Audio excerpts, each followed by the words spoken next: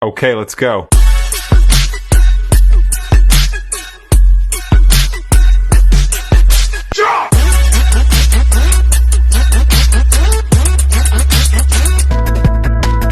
Baik teman-teman, perkenalkan nama saya Marcellus Karol. Saya dari program studi agronomi dengan NPM 2430 1030. Jadi pada kesempatan ini saya akan menjelaskan sistem produksi. Berdasarkan tujuan, pada kawasan subtropik sistem produksi hortikultura dapat dibilang ke dalam beberapa kategori dasar. Yang pertama itu hortikultura subsistem, produksi skala sangat kecil yang hasilnya dikonsumsi sendiri oleh keluarga.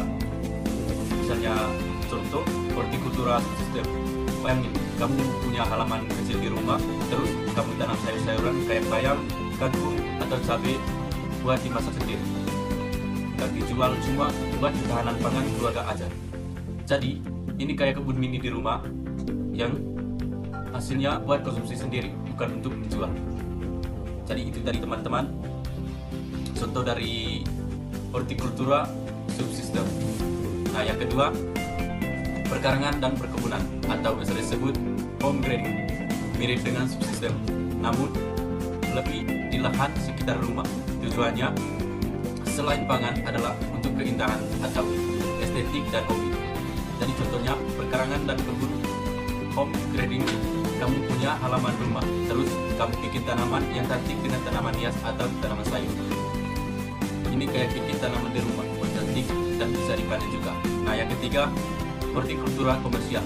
Jadi produksi skala besar dengan manajemen profesional. Hasilnya khusus untuk dijual ke pasar lokal maupun ekspor. Menekankan pada efisien dan keuntungan. Contoh hortikultura komersial. Ada petani yang punya kebun besar khususnya nanam buah atau sayur yang laku di pasar. Hasilnya dijual ke pasar lokal atau bahkan diekspor ke luar negeri. Mereka fokusnya biar panennya melimpah dan kualitasnya bagus, biar laku di pasar. Jadi ini kayaknya bisnis besar. Fokusnya produksi banyak dan kualitas top buat dijual. Nah, yang keempat, nursery atau pembibitan. Jadi, fokus utama bukan menghasilkan buah atau sayur, melainkan memproduksi bibit, benih, atau tanaman muda berkualitas tinggi untuk dijual kepada petani atau penghobi. Jadi, contoh nursery atau pembibitan ini, ada orang yang khusus mengurusin bibit tanaman, kayak bibit mangga, bibit bunga, atau bibit sayur. Mereka jual bibit ini ke petani atau orang yang mau berkebun. Jadi, ini kayak toko bibit, fokusnya produksi bibit unggul buat dijual. Nah, yang kelima, jasa penanaman atau instalasi lanskap.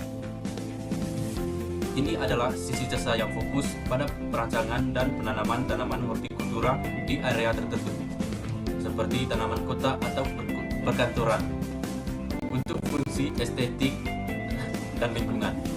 Contoh, jasa penanaman instalasi lanskap. Ketika suatu perusahaan yang khusus desain dan bikin tanaman di tempat-tempat kayak kantor, hotel, atau taman kota, mereka yang urus desain, tanaman, dan rawat.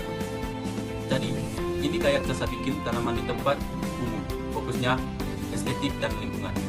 Oke teman-teman, itu saja penjelasan dari saya mengenai materi sistem produksi. Semoga bermanfaat untuk teman-teman semua. Sekian dan terima kasih.